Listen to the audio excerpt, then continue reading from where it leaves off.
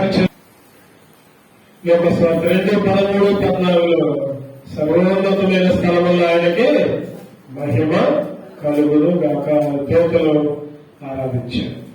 ఈరోజు ఇందాక మనం చెప్పుకున్నాం, దేవతలు ఎటువంటి స్థితిలో ఉన్నారు, అయినా కానీ దేవతలు కలిగిన భాగ్యాన్ని దేవుడు మనకిచ్చారు. మనలో చేయవలసిన ముందు దేవతల లక్షణాలు మనం కలిగి ఉండాలి. దేవతలు ఏ లక్షణాలు కలిగి ఉన్నారు, మరి మనం ఏ లక్షణాలు కలిగి ఉంటున్నాం అంటే వారి 12:25 నాకు చదువుకున్నాం. వారి మృతులలో నుండి లేచినప్పుడు పెళ్లి చేసుకున్నారు, పెళ్లి గీయబడరు, కానీ పరలోకమందున్న దేవతల వలె ఎట్లా ఉంటూ ఉన్నాం మనం చెప్పండి. పరలోకమందున్న దేవతల వలె, పరలోకమందున్న దేవతలు మానగా ఆరాధించారు పరిశుద్ధులు పరిశుద్ధులని, మనం కూడా అంతే చేస్తాం. పరలోకమందున్న దేవతలు పరిశుద్ధులుగా ఉన్నారు, మనం కూడా పరిశుద్ధులుగా ఉంటాం. మనం కూడా ఆయనకి సైన్యంగా ఉంటాం. మనం కూడా బలిష్ఠులుగా, పరశూరులుగా, మహాభూతులుగా, శిరూపులు కీరూపులుగా. ఈరోజు మన గుర్తుల నుంచి లేకపోయిన తర్వాత అనుకుంటారు కానీ చాలా మంది ఇక్కడ భార్యాభర్తలు అయితే పరలోకంలో కూడా భార్యాభర్తలే అనుకుంటారు. పరలోకంలో దేహంలో ఆత్మ మాత్రమే, ఎవరో తెలియదు. భర్త ఎవరో తెలియదు భార్యకి, భార్య ఎవరో భర్త తెలియదు, పిల్లలు ఎవరో తల్లి తెలియదు, తల్లి ఎవరో పిల్లలు తెలియదు. పరలోకంలో అందరూ ఆత్మలాగానే ఉంటారు. పెళ్లి చేసుకోరు, పెళ్లికి ఇయ్యబడి లేచిన తర్వాత అందరూ తోటలాగా ఉంటారు. మనం అనుకోవచ్చు, మా ఆయన వచ్చిందా పరలోకానికి, లేకపోతే మా భార్య వచ్చిందా పరలోకానికి అని ఎదుర్కోవచ్చు. కానీ అక్కడ ఏం అర్థం కాదు, అక్కడేం తెలియదు. నరకంలో ఉన్నారు, పరలోకంలో ఉన్నాం. అయ్యో మా పిల్లలు ఎంతో ప్రేమించారు కదా, మా పిల్లలు ఎక్కడున్నారు తెలుసుకోలేము. ఈ లోకంలో ఉన్నంత వరకే మానవ సంబంధాలు. పరలోకంలో అంట దూతల వలె పెళ్లి చేసుకోరు, పెళ్లి గీయబడరు, కానీ దూతల వలె.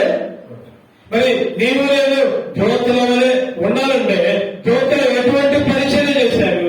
ఈరోజు మనం కూడా ఆ పరిచయంలో దూతల లాంటి లక్షణం మనం కలిగి ఉన్నామా లేదా సరి చేసుకున్నాం. కొన్ని మాటలు బట్టి మొదలుగా యెషయా గ్రంథం 6వ అధ్యాయం 3-4 వచ్చారు. నాకు చదువుకున్న భాగమే యెషయా గ్రంథం 6:3-4. వారు సైన్యములకు అధిపతి యెహోవా పరిశుద్ధుడు పరిశుద్ధుడు పరిశుద్ధుడు సర్వలోకమైన మహిమతో నిండి ఉన్నదని గొప్ప స్వరంతో గాన ప్రతిగానాలు వారు పరిశుద్ధులు పరిశుద్ధులు పరిశుద్ధులని ఆరాధన చేస్తున్నారంట. మానం లేదంట. ఒక రోజు కాదు, 2 రోజులు కాదు, నిరంతరం నిరంతరం. వాళ్ళ పని అయ్యాక అక్కడ ఆకలి ఉండదు, దప్పు ఉండదు. ఈరోజు మనం కూడా దోతల్లాగా మనం కూడా ఆయన ఆరాధించినట్లు ఉండాలి లోకంలో. ఈరోజు మనం ఏదో 1 గంట 2 గంటలు ఆరాధిస్తున్నాం, మిగిలిన మొత్తం మన కొరకే అంటాడు. ప్రకటన 4వ అధ్యాయం 8 వచ్చింది. ప్రకటన 4:8 ఈ 4 జీవులలో ప్రతి జీవికి 6 రెక్కలు లేవు. అవి చుట్టూను రెక్కల లోపలను కన్నులతో నిండి ఉన్నవి.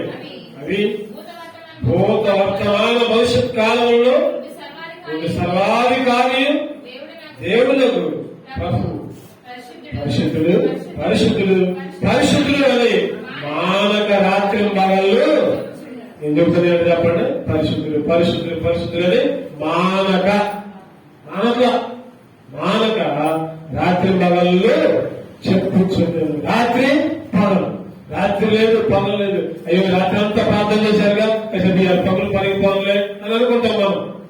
అయ్యో పనులంతా మీటింగ్ లో ఉన్నాం కష్టపడ్డంగా, ఇంకా ఇంట్లో నేను పని చేయలేదులే అని అనుకుంటాం మనం. దోతలైతే మానక ఆరాధన చేస్తాయి, మానక ఆరాధన చేస్తాయి. 7వ అధ్యాయం ప్రకటన 7:10. ప్రకటన 7:10. సింహాసనాసీనుడైన మా దేవునికి గొర్రె పిల్లకులు మా రక్షణకై స్తోత్రముని మహాశబ్దముతో ఎలుగెత్తి చెప్పి, మహాశబ్దముతో ఎలుగెత్తి చెప్పారంట. సింహాసనాసీనుడు మా దేవునికి గొర్రె పిల్లకి స్తోత్రమని ఎలుగెత్తి చెప్పారు. మానగా ఆరాధిస్తున్నారు పరిశుద్ధులు పరిశుద్ధులని. మొదటి లక్షణం యొక్క మొదటి లక్షణం ఏంటంటే మానక ఆరాధిస్తున్నాము. ఈరోజు మనం ఎట్లా ఉంటున్నాం? ఆయన పనులు చేసే ముందు ఏదో టైం కుదిరింది కాబట్టి మందిరానికి వస్తున్నామా, లేకపోతే ఆ సమయాన్ని కేటాయించుకొని వస్తున్నామా, లేకపోతే ఎక్కడ ఏ ఫంక్షన్ లేదులే, ఇంట్లో కూడా ఏ పని లేదులే, కాసేపు మందిరంలో కూర్చున్నావులే అనుకుని వస్తున్నామా? ఇంట్లో ఏదైనా పని ఉంటే మానేస్తా ఉంటాం, ఎక్కడైనా ఫంక్షన్ ఉంటే మందిరం గుర్తురాదు మనకి, లేకపోతే ఎవరైనా పండుగ వేస్తే మందిరం గుర్తురాదు, కొద్దిగా ఒంట్లో సృష్టి చేస్తే మందిరం గుర్తురాదు. కానీ దేవదూతలకైతే వాటి పనేది. ఈరోజు దేవుడు ఉన్నాడు, మీరు కూడా దూతలాగా ఉంటారు ఒకప్పుడు. కాబట్టి ఇప్పటి నుంచే ఆయన మానక ఆరాధించాలి. ఇది రోజు రాత్రి పనులు కూడా పరిశుద్ధి ఆయన చెప్పట్లో మనల్ని మన పనులు నిర్ణయం చేసుకోమంటున్నాడు. 6 రోజులు మీ ఇష్టమే, ఏమన్నా చేసుకో. 6 రోజులు, 7 రోజులు దేవుడికి. అదే దూతలాగా మానక రాత్రి పనులు చేయాలంటే పరిశుద్ధి అంటే మనం అనేవాళ్ళమే కాదేమో. వాహనంలో ఒక రోజు కూడా సరిగ్గా లేకపోతున్నాం. 6 రోజులు మనమే 7వ రోజు 2 గంటలు 3 గంటలు కూడా దేవుడి మందిరంలో కాలు పెట్టలేకపోతున్నాం. ఏదో ఒక వంక, ఏదో ఒక సాకు. ఈరోజు మొదటి లక్షణం ఏంటంటే మనం కూడా మానక ఆయన్ని స్థుతించాలి, ఆరాధించాలి, కొనియాడాలి. 2 లక్షల ద్వారా కీర్తన 103:20. కీర్తనలు 103:20. జ్యోతులు ఏ విధంగా ఉన్నారు, మరి మనం ఏ విధంగా ఉండాలి? మన విషయం క్రిస్మస్ సమీపిస్తుంది కాబట్టి జ్యోతుల గురించి మనం ధ్యానం చేసుకుంటున్నాం. 103:20. యెహోవా జ్యోతులారా ఆయన ఆజ్ఞకు లోబడి ఆయన వాక్యము నెరవేర్చు మన శూరులారా. చాలు. జ్యోతులు ఏం చేస్తున్నాయని చెప్పండి? ఆయన ఆజ్ఞకు లోబడుతున్నాయి. ఇంకా ఆయన ఆజ్ఞకు లోబడుతున్నాయి, ఆయన వాక్యాన్ని నెరవేరుస్తున్నాయి. మనమేమో పరలోకంలో దూతల మాదిరిగా ఉంటాం. ఇలా మనం పాడుకున్నాం కూడా, దూతల మాదిరి అని. పరలోకంలో దూతలాగా ఉండేటప్పుడు మనం ఎట్లా ఉండాలి? లోబడాలి ఆజ్ఞలకు, దేవుని ఆజ్ఞలకు లోబడాలి. 10 ఆజ్ఞలు ఉన్నాయి. కొత్త నిబంధనలో ముఖ్యమైన 2 ఆజ్ఞలు ఉన్నాయి. నిజంగా లోపడుతున్నావు? ఇందువల్లే నీ పొరుగు వారిని ప్రేమించు. ప్రేమిస్తున్నావు? అసలు ప్రేమిస్తున్నా? రాత్రి వాక్యం చదువుకున్నాం, మాట చదువుకున్నాం. దోషులకు ప్రతిగా దోషం చేయకూడదంట, దోషకు ప్రతిగా దోషం చేయకూడదంట, కీడుకు ప్రతిగా కీడు చేయకూడదంట, దీవించాలంట. బుధవారాలు శనివారాలు మనం ప్రార్థనగా వాక్యాలు తెలియవు. లోబడేవి లేదు, ఆజ్ఞలు లేవు. తర్వాత వాక్యాలు పాటించే వాళ్ళం కాదు మనం. దూతలలాగా ఆయన ఆజ్ఞలకు లోపడతాయి. దూతలు పరిశుద్ధమైన దూతలను చదువుకున్నాం, పరిశుద్ధమైన దూతలని, మానక ఆరాధించిన దూతలని, ఆకాశ సైన్యమని, మహాదూతలని చెప్పుకున్నాం. మరి ఆయన ఏదంటే అదే. ఒక దూత ఏం చేసింది? నువ్వు నాకు అక్కర్లా, నేను కూడా నీతో సమానమే, నువ్వు నాలాంటి వాడివే. కానీ కొద్దిగా మనసులో గర్వించింది. ఏం చేశాడు దేవుడు? ఏం చేశాడు? త్రోసివేశాడు. మనం చెప్పుకున్నాం, బైబిల్ గ్రంథంలో 3 గురించే ఉంది దూతల పేర్లు. గాబ్రియల్ దేవదూత, మిఖాయేలు దేవదూత, లూసిఫర్. ఆ 3 కూడా 2 లోబడ్డాయి. లూసిఫర్ మాత్రం గర్వించింది, పాతాళానికి, చీకటి గదిలోకి త్రోసివేయబడింది. అదేమవుతుంది? ఇక నేను ఒక్కదానేనా చీకట్లో ఉండేది? నేను ఒక్కదానేనా నరకంలోకి? నేను కూడా నా సైన్యాన్ని ఏర్పడాలని మనుషులందరూ ఏర్పరచుకుంటుంది. ఈ లోకంలో తనకు పెరుగుతున్న లోకంలో, మాయ లోకంలో, ఆ మాయలో పడినట్టు ఆ లూసిఫర్ తన శిష్యులు ఏర్పరచుకుంటుంది. వాళ్ళకి అగ్నిగుణమే కది.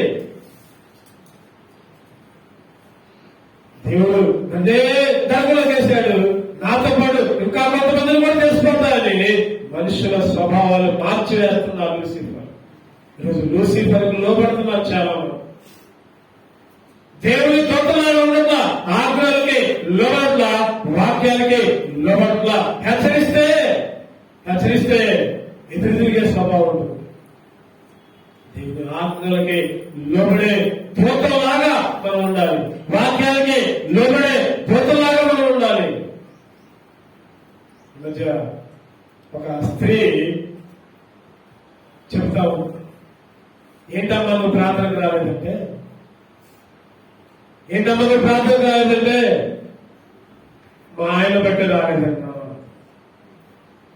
ఆ బ్రదర్ ఎటువంటి వాళ్ళు అంటే ఎప్పుడు చూసినా ప్రార్థనే, ఎప్పుడు చూసినా మందిరంలో ఉంటాడు, ఎప్పుడు చూసినా పరిచయంలో ఉండదు, ఏదో ఒక గ్రామంలో వెళ్తా ఉంటాడు. ఆ బ్రదర్తో ఒక మాట అంటే, బ్రదర్ చెప్తున్నాడు, నా భార్య ప్రార్థనకు రాదు. విషయం ఏంటంటే ఆ స్త్రీ ఎంతో ఏడ్చుకుంటూ చెబుతుంది, అన్నా నా పరిస్థితి, ఆయన వాక్యం చెబుతాడు కానీ వాక్య ప్రకారం ఇంట్లో ప్రవర్తించడమ్మా. పాటలు పాడతారు కానీ అది పైకేనన్నా లోపల కాదన్నా, అది అందరి ముందేనన్నా. అట్లా ఈరోజు పరిస్థితి ఎట్లా ఉందంటే, ఒక భర్త ఒక భార్య సాక్ష్యం ఉన్నట్లా, భర్త దగ్గర భార్యకి, భార్య దగ్గర భర్తకి సాక్ష్యం ఉన్నట్లా. నా భర్తను బట్టి నేను మారట్లేదని ఒక స్త్రీ అంటే, ఒక పురుషుడు నా భార్యను బట్టి నేను మారట్లేదని ఒక పురుషుడు అంటా ఉంటారు. పిల్లలు నా తల్లిదండ్రులను బట్టి నేను మారట్లేదని పిల్లలు అంటా ఉంటారు. ఈరోజు మన సాక్ష్యం ఎట్లా ఉంది? దేవుని ఆత్మకి లోబడుతున్నామా? దేవుని వాక్యాన్ని వినగలుగుతున్నామా? అసలు వాక్యం రెండొంచుల ఖడ్గము కదా, ఆ రెండొంచుల ఖడ్గము గుచ్చుకుంటుందా? అసలు గుచ్చుకుంటే లోబడతాం, గుచ్చుకుంటే సాక్ష్యం కలిగి ఉంటాం.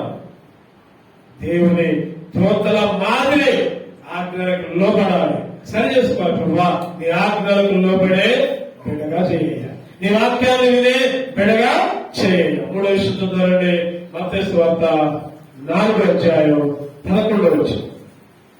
మత్తయి సువార్త 4:11. మత్తయి సువార్త 4:11.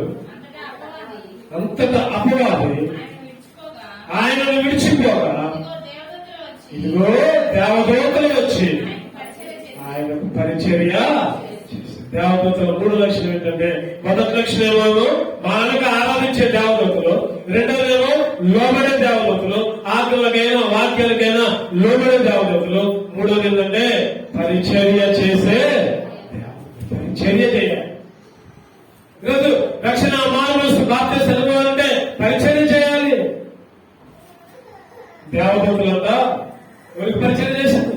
యేసుక్రీస్తు పరిచయం. అపవాది వదిలిపెట్టింది, అపవాది విడిచిపెట్టిపోయింది. అపవాది ఆ లూసిఫర్ దేవుణ్ణి కూడా వదిలిపెట్ల, యేసుక్రీస్తుని కూడా వదిలిపెట్ల, యేసుక్రీస్తుని కూడా శోధించింది. మరి వారు ఆలు యుద్ధం చేసుకుని తెలరాదు. ఇప్పుడు దాకా 40 రోజులు ఉపవాసం ఉన్నావు కదా, ఆకలి రాట్లేదా? ఒక్క మాట చెప్పారు, ఆలు రొట్టెలైతే కదా. అపవాదిని కూడా శోధిస్తే యేసుక్రీస్తు ఏం చేశాడంటే అపవాది మీద గెలిచాడు.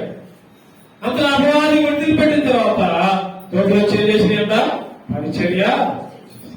ఈరోజు దేవుని బిడ్డలుగా పరిచర్య చేసే వాళ్ళుగా ఉండాలి. మనం పరిచర్య చేసే వాళ్ళుగా, బైబిల్ గ్రంథాలు ఎక్కడ చూసినా దూతలు పరిచర్యే చేశారు. 1 రాజులు 19వ అధ్యాయం 1 రాజులు 19:5 వచనం చూస్తే, 1 రాజులు 19:5 వచనం. 1 రాజులు 19:5. అతడు పేజీ నెంబర్ 300. అతడు బదరీ వృక్షము క్రింద పరుణ్ణి నిద్రించుతుండగా ఒక దేవదూత వచ్చి అతను ముట్టి నీవు లేచి భోజనము చేయమని ఏలియా విషయంలో ఆలోచిస్తే దగ్గర 850 మందిని చంపుతున్నాడు. ఏలియా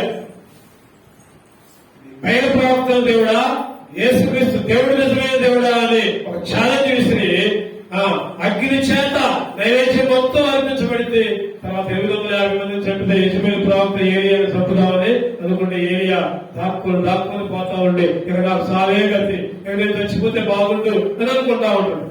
యజమాని చేతిలో దావడం కంటే ఈ విధంగా దావడం మంచిదే అని అనుకుని బాధపడుతుంటే దోత వచ్చిందంట.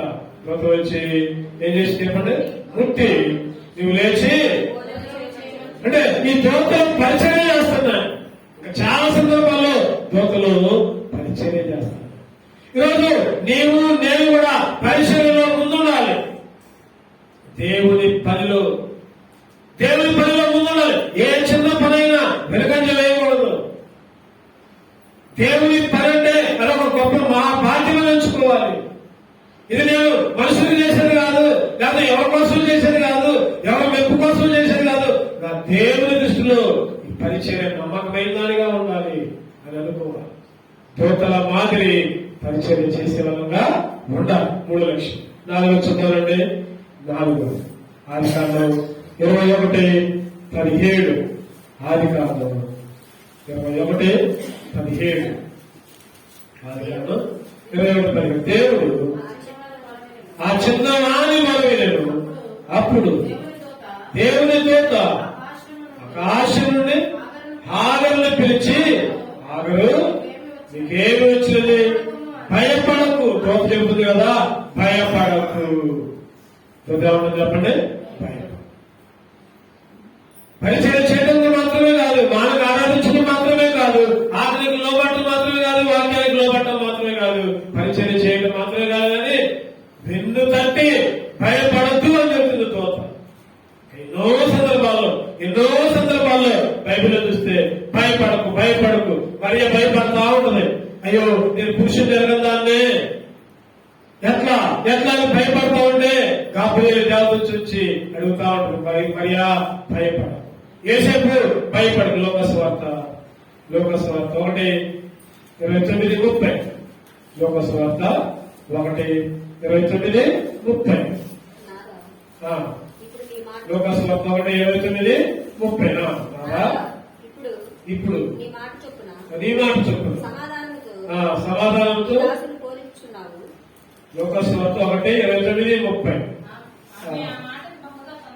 ఆమె ఆ మాటకు బహుగా తొందరపడి ఈ శుభోచనం ఏమిటో అని ఆలోచించుకొనుచుండగా దూత మరియా భయపడు. దూతలు ఎప్పుడు వెన్ను తట్టి 2వ అధ్యాయం 10వ వచనం కూడా చూద్దాం. 2వ అధ్యాయం 10వ వచనం. అయితే ఆ దూత భయపడకుడి. ఇదిగో ప్రజలందరినీ కలగబోవు మహా సంతోషకరమైన వార్త. భయపడకు. ఈరోజు దూతలు ఆదికాలం నుంచి మనం చూస్తా ఉంటే దూతలు భయపడకుండా వెన్ను తట్టి ప్రోత్సహిస్తున్నాయి. న్యాయపతులు చూస్తే 6వ అధ్యాయం 12-13 వచనాల్లో కూడా దూత భయపడద్దు, గిచ్చోదు, భయపడమాకు. దాని గ్రంథంలో 6వ అధ్యాయం 10వ అధ్యాయం 4వ అధ్యాయంలో చూసుకుంటే భయపడద్దు, దాని భయపడద్దు, శరీరం వేషకు అభ్యర్థులు భయపడద్దు. భయము. ఈరోజు దూతల లక్షణం భయపడద్దు అని చెబుతున్నాయి. మరి మనం ఏం చేస్తున్నాం చెప్పండి? ఎవరైనా ఏదైనా సమస్య తెలిస్తే వాళ్ళ దగ్గరకు పోయి భయపడొద్దన్నా దేవుడు మనకు సహాయం చేస్తాడు అని చెప్పాలి. మన సంఘంలో గాని, విశ్వాసంలో గాని, లేదా మన ఇంటి పక్కన గాని ఎవరైనా బాగా బాధలో ఉంటే ఎట్లా ఉంటారు? ఈరోజు వాళ్ళు ఏదో తప్పు చేశారు, అందుకే దేవుడు వాళ్ళకి తగిన శిక్షించలే అనుకుంటా ఉంటారు. అది కాదు అనుకోవాల్సింది. మనం వెళుతుంటాలి, భయపడుతున్నాలి. నేను బాధలో ఉంటే అన్నా నీ తప్పే లేదులే కానీ దేవుడు ఎందుకనో శోభన వచ్చింది, భయపడద్దు అన్నా, దేవుడు చూసుకుంటాను అన్నా అని ప్రార్థన చేసి రావాలి. ఏదైనా సమస్య తెలిస్తే మనం ఏం చేస్తామంటే, సమస్య తెలిస్తే ఈనాడు పేపర్ కంటే ఎక్కువ ఊళ్ళో అందరూ చెబుతాం, పలానోళ్ళకి ఎత్తాలి.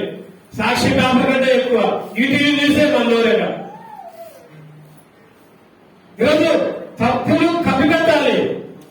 ఒక విశ్వాసిరాలుగా ఏదైనా సమస్య ఉంటే ఆ సమస్య గురించి వ్యక్తిగా మనం పోయి ఆలోచించాలి, భయపడద్దని చెప్పాలి, ధైర్యం చెప్పాలి, ప్రార్థన చేయాలి. అది విశ్వాసి లక్షణం. మనమే వాళ్ళ గురించి ఊరు మొత్తం దేవుడి గురించి దేవుళ్ళలో కూడా మన సంఘ పరువు తీసుకోవడమే, తోటి విశ్వాసుల పరువులు తీసుకోవడమే. అది మన లక్ష్యం. ఈరోజు మనం నేర్చుకోవాలి. దూతలు ఏం చేస్తుందని చెప్పండి, వెన్ను తట్టి భయపడద్దు అని చెప్తూ ఉంటారు. ఈరోజు మనం కూడా దూతల మాదిరిగా ఉండాలంటే మనం కూడా వెన్ను తట్టాలి, ప్రోత్సహించాలి. ఏమి కాదు 4 లక్షలు. 5 లక్షలు చదువుతారండి. కీర్తన 34:7. కీర్తన 34:7. యెహోవా యందు భయభక్తులు గల వారి చుట్టూ ఆయన దూత కావలి ఉండి రక్షించును. దూత కావలి ఉండి, దూతలు ఏం చేస్తున్నాయి? ఏదో పని కాపలా ఉంటాయి. కాపలా కావలి ఉండి రక్షిస్తాయి.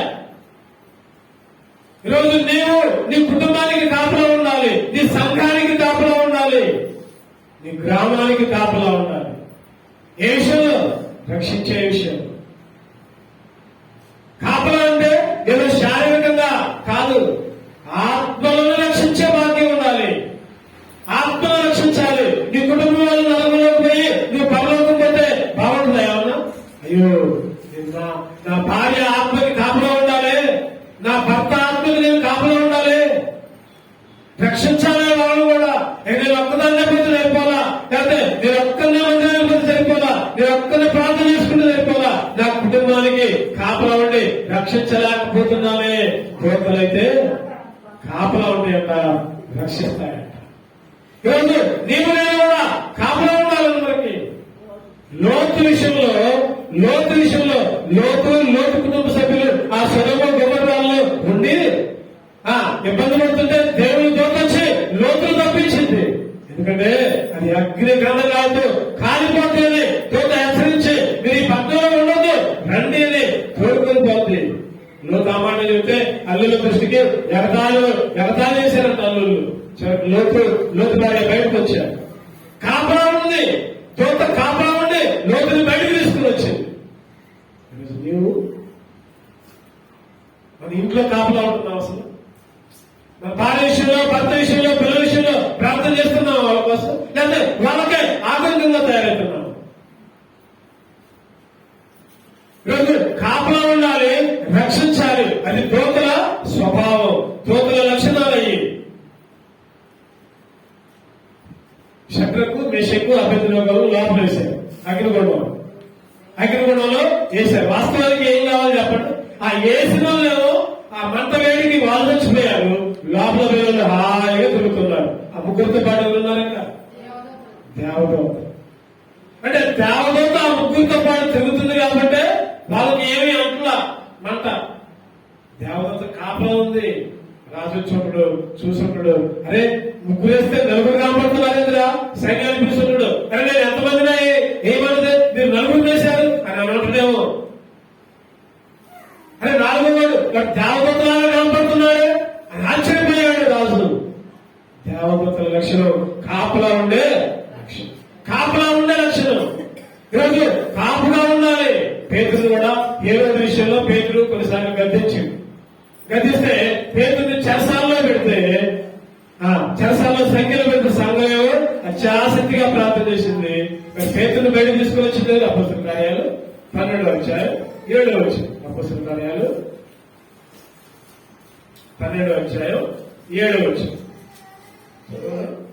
అపోస్తలుల కార్యాలు, ఇదిగో ప్రభువు దూత అతని దగ్గర నిలిచెను, అతని నుండి గదిలో వెలుగు ప్రకాశించెను.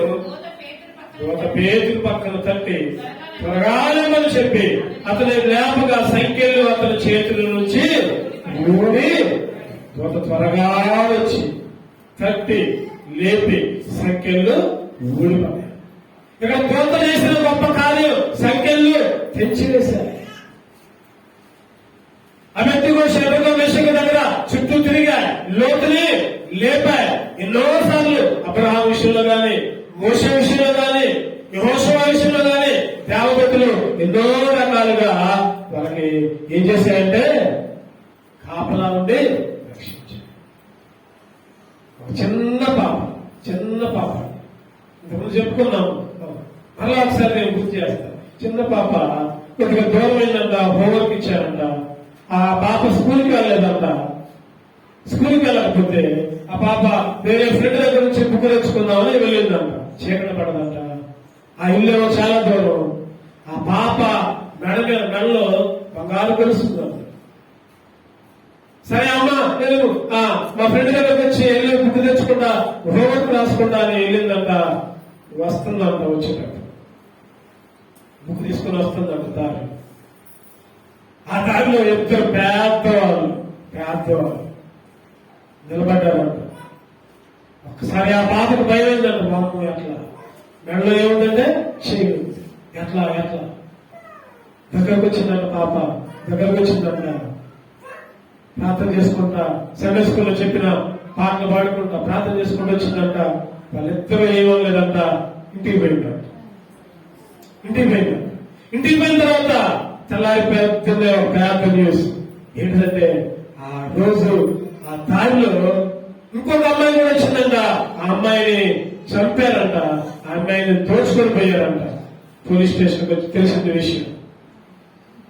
ఆ రూట్ లో ఎవరెవరు పోయారు, పలానా టైంలో ఎవరెవరు ఆ రూట్ లో పోయారు, ఎవరు ఆ చంపింది ఎవరు తెలుసుకోవాలి. వాళ్ళ లిస్ట్ లో ఉన్న పేర్లు ఫోటోలు పక్కన పెట్టుకుని ఒక్కొక్కరు ఎంక్వైరీ చేస్తున్నారు. ఎంక్వైరీ చేస్తుంటే చివరికి ఆ పాపను కూడా స్టేషన్ కి పిలిచారంట. అమ్మా ఆ దారిలో నువ్వు కూడా పోయావు కదా, నీకేమన్నా అనుమానం ఉండాలి కనపడాలమ్మా అంటే ఆ పాప ధైర్యంగా చెప్పిందంట. ఇన్స్పెక్టర్ గారు నేను ఇట్లా పలానా టైంలో పోతున్నా, నాకే భయం అయింది కానీ నన్ను ఏమి అందులో నేను ఇంటికి పోయా, తర్వాత జరిగింది నేను వాళ్ళని గుర్తుపడతా ఇన్స్పెక్టర్ గారు అని చెప్తే పోలీసులు పట్టుకొచ్చిన వాళ్ళందరినీ లైవ్ లో నిలబెట్టారంట. లైవ్ లో నిలబెట్టి ఎందుకంటే పాప చూసిందిగా వాళ్ళ ముందు ఇద్దరిని చూపించి వీళ్ళిద్దరే నేను పోయేటప్పుడు అక్కడ ఉన్నారు. మరి నిన్నేమనలేదా? నన్నేమనలేదు అయ్య గారు, నన్నేమనలేదు ఇన్స్పెక్టర్ గారు అని చెప్పింది. ఇన్స్పెక్టర్ గారు వాళ్ళిద్దరిని లోపలికి తీసుకుని వచ్చి రాసి జైలు శిక్ష వేసి వాళ్ళకి పనిష్మెంట్ వేసి ఇన్స్పెక్టర్ గారు అడిగారంట ఆ ఇద్దరు. మరి ఆ అమ్మాయిని ఏమవకుండా తర్వాత వచ్చిన అమ్మాయిని ఎందుకు చంపారు, ఏంటి కారణం అని అడిగితే రౌడీలు అన్నారంట ఆ అమ్మాయి ఒక్కతే కాదని పోయింది, ఆ అమ్మాయికి చుట్టూ కాపులా ఉన్నారు, దోతలు పట్టుకుని ఖడ్గాలు పట్టుకుని ఉన్నారు. అందుకని ఆ అమ్మాయి నిజంగా అయితే మేము ఆ అమ్మాయిని దూరంగానే తెలుగు నేర్చుకోవడం బంగారం తెలుసు, ఖచ్చితంగా ఆ అమ్మాయిని చంపుదాం అనుకున్నాం, మేము రెడీ అయ్యాం. కానీ దగ్గరకు వచ్చేసరికి చుట్టూ కాపలా ఉన్నారు. అందుకని ఆ అమ్మాయిని ఏమి చేయలేకపోయాం. ఈరోజు నీ చుట్టూ నా చుట్టూ దేవతలు కాపులా ఉంటారు. దేవుడి మీద విశ్వాసం ఉంచితే ఆ చిన్న పాప ప్రార్థన చేసుకొని పాటలు పడుకొని సండే స్కూల్లో నేర్చుకున్న దాన్ని బట్టి ఎంత ధైర్యంగా వస్తే ఏమీ జరగల. మరి ఎంత కాపించాడు దేవుడు. చివరికి వాళ్ళకి శిక్ష పడితే తర్వాత సంగతి కానీ మనం నేర్చుకునేది ఏంటంటే దోతలు కాపలా కాస్తాయి. ఈరోజు నేను కూడా కాపలా రాయాలి ఆత్మలకి, మన కుటుంబంలో ఆత్మలకి, మన గ్రామంలో ఆత్మలకి కాపలా రాయాలి, రక్షించాలి. పనులు చేసే ముందు మనం అటువంటి లక్షణాన్ని కలిగి ఉండాలి. ఎన్ని చెప్పుకున్నాం మనం చెప్పండి, ఎన్ని చెప్పుకున్నాం? ఉండదేమో మానక ఆరాధన చేయాలి, మనం కూడా ఆ విధంగా చేయాలి. రెండోదేమో ఆజ్ఞలకి లోబడాలి, వాక్యాలు వినాలి, పాటించాలి. 3 లక్షణం పరిచర్య చేసే స్వభావం. 4 లక్షణం ఏంటంటే భయపడద్దు అని చెప్పాలి, వెనుదట్టాలి, ప్రోత్సహించాలి. 5వది ఏంటంటే కాపలా కాసి రక్షించాలి. 6వ విషయం చెప్తారండి, క్లుప్తంగా ధ్యానించుకుందాం. నిర్గమాకాండం 14:19. నిర్గమాకాండం 14:19. అప్పుడు ఇశ్రాయేలీయుల ఎదుట సమూహములకు ముందుగా నడిచిన దేవదూత, చాలు వాక్య భాగం ఇశ్రాయేలుకు ముందుగా నడిచిన దేవదూత ఏం చేసిందంటే అక్కడ ముందుగా నడిచింది. ముందుగా ఈ బైబిల్ గ్రంథం మొత్తం చూసుకుంటా ఉంటే ఆది కాలం నుంచి ఇశ్రాయేల్ ప్రయాణం కానాను వరకు ఇశ్రాయేలుకి ముందుగా దూత నడిచింది. పగలేమో మేఘస్తంభం, రాత్రిలో అగ్నిస్తంభం యుద్ధాలు చేసింది, ధ్యానం పెట్టింది. ఎన్నో విషయాల్లో ఈ దూత ముందుగా నడిచిందంట. ఈరోజు మనం కూడా ముందుగా నడవాలి. మన కుటుంబానికి, మన పిల్లలకి ముందుగా నడవాలి, మార్గం చూపించాలి. తల్లి పాట పాడితే బిడ్డ కూడా అదే పాట పాడు. తల్లి బుద్ధులు మాట్లాడితే బిడ్డ మంచి మాటలు మాట్లాడితే, తల్లి చెడ్డ స్వభావం కలిగి ఉంటే బిడ్డ కూడా అదే స్వభావం కలిగి ఉంటుంది. తండ్రి తాగుబోతున్నట్లయితే పిల్లలు కూడా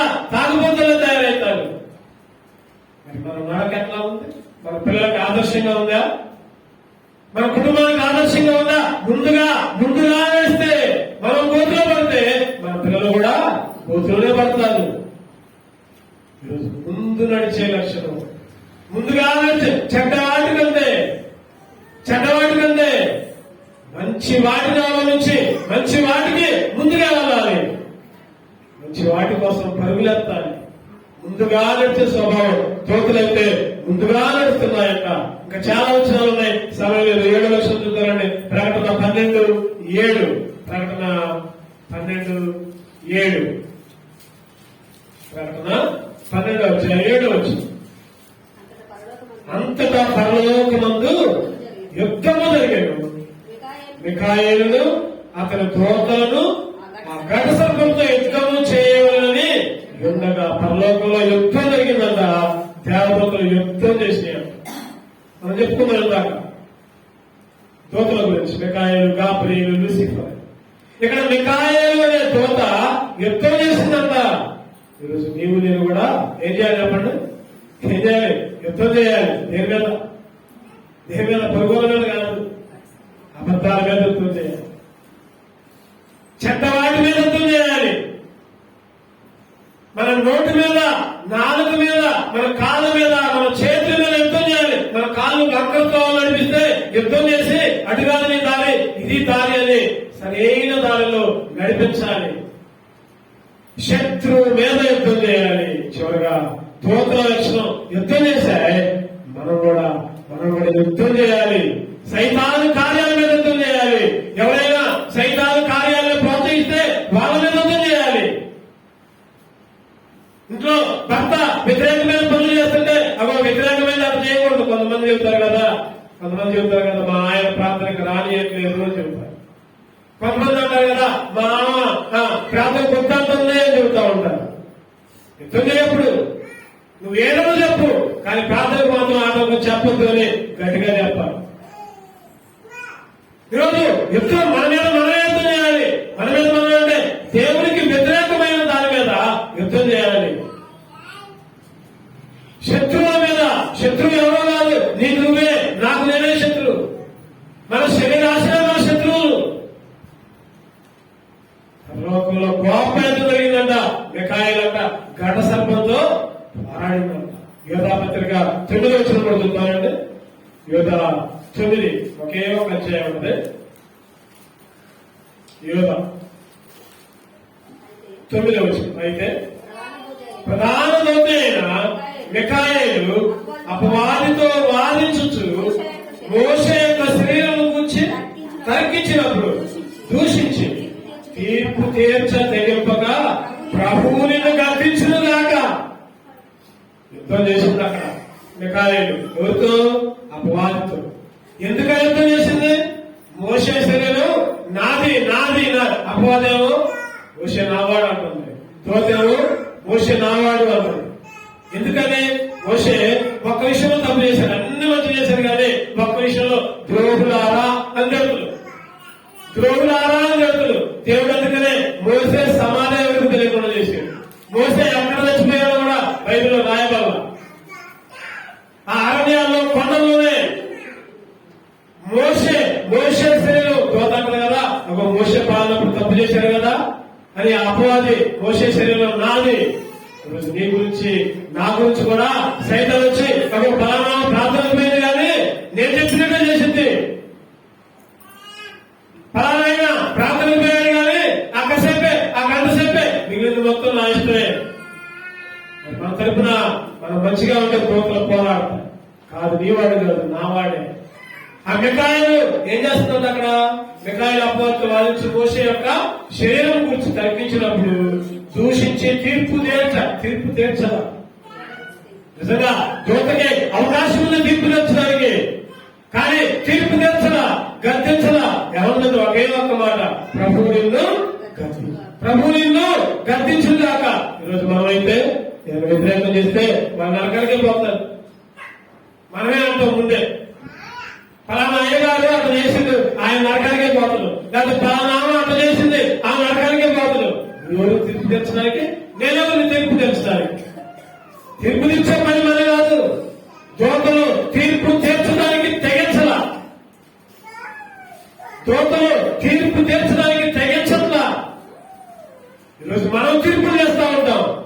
నువ్వు ఆయనటువంటి వాడు, ఈయనటువంటి వాడు, ఆమెటువంటిది, నీ సంగతి నువ్వు చూసుకో ముందు.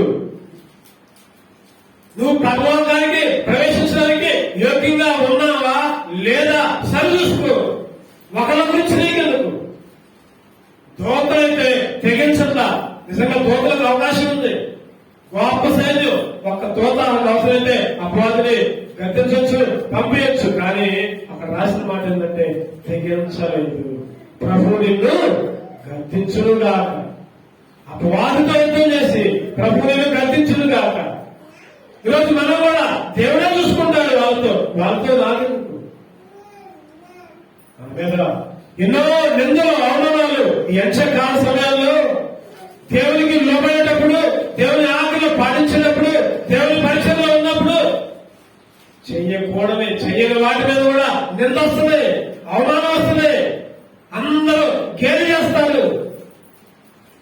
మనం చేయాల్సిన పని ఏంటంటే కీడుకు ప్రతిగా కీడు చేయొద్దు, దోషులకు ప్రతిగా దోషం చేయొద్దు.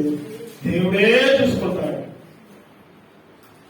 ఈరోజు మనం ఎట్లా ఉంటుంటే ఆయన ఏం చూసుకుంటాడు? దేవుడు దేవుడు ఏం చెప్తాడు? దేవుడు ఏం చెప్తాడు? ఆ ఫలానాళ్ళు అసలు దేవుడు అంటే భయం లేదు, వాళ్ళే దీవించబడుతున్నారు, వాళ్ళే మేళ కట్టుకున్నారు, వాళ్ళే పొలాలు కట్టుకుంటున్నారు, వాళ్ళే బంగళాలు, కార్లు అనుకుంటా ఉంటాం మనసులో. నేనండి ఇంత ప్రార్థన మీద ఇన్ని సంపాదించినా, లేకపోతే దేవుడి కోసం నేను ఎంత పరిచయం చేసినా నా పరిస్థితి ఇంకా ఇంత ఉంది, నాకు రోగాలు ఎట్లా ఉన్నాయి, నా కుటుంబ సమస్యలేంటి అని బాధపడవచ్చు. కానీ అవన్నీ ఈ లోకంలో ఉన్నంత వరకే. 70 సంవత్సరాలు ఉంటాయి, 80 సంవత్సరాలు ఉంటాయి, తర్వాత యుగాలు, కొన్ని వేల సంవత్సరాలు నువ్వు పరదేశంలో ఉంటావు, నరకంలో కాలిపోతా ఉంటావు. ఈ శారీరక దీవులు అక్కర్లా, ఆత్మీయ దీవులు పొందు చాలు. ఏమి తిందుమా, ఏమి తాగుదమా, ఏమి ధరించుకుందామా అని విచారపడద్దు. మొదట ఆయన రాజ్యాన్ని వెతుకుని అప్పుడు అవన్నీ కూడా అనుగ్రహించబడదు. ఈరోజు ఏమి వెతుకుతున్నాం మనం? ఈరోజు ఈ లోకంలో దీవెనలు కావాలని, ఈ లోకంలో పిల్లలు కావాలని, లేకపోతే ఈ లోకంలో ధనం కావాలని, ఈ లోకంలో ఉద్యోగాలు కావాలని, ఈ లోకంలో పెళ్లిళ్ళు కావాలని, ఈ లోకంలో ఆస్తులు కావాలి. వాటి మీద దృష్టి ఉంటే దాన్ని కాదు ముందు చూసేది. మొదట ఆయన రాజ్యాన్ని వెతుకు, ఆయన మందిరంలో గడుపు, తర్వాత ఎన్ని నీకు వస్తాయి. నీకు ఏది కావాలో దేవుడు అన్ని రెడీ చేసింది అక్కడ. మీ చింత యావత్తు ఆయన మీద వేయండి. తగిన సమయం అందు ఆయన మిమ్మల్ని హెచ్చించినందు తేన మనసుకులై లోబడుడి. ఎదురు తిరుగుతున్నాం, అయ్యా నాకేందయ్యా తల అనారోగ్యం, నా కుటుంబంలో ఏందయ్యా సమస్యలు, నా పిల్లలకి ఏందయ్యా సమస్యలు, నాకేనయ్యా ఎప్పుడు నిన్ను ఆరాధిస్తున్నా. ఆ మాట అనవద్దు, లోబడాలి. తీర్పు తీర్చబడదు, తెగించొద్దు, ఎవరిని పల్లెత్తి మాట అనొద్దు. దేవుడే చూసుకుంటాడు. ఈరోజు అది దోతల లక్షణం. ఇటువంటి దోతల లక్షణాలు కలిగి మనం సరి చేసుకుని యోగ్యంగా త్వరలో చేయగలుగుతాం. రండి మోకరించుకుందాం.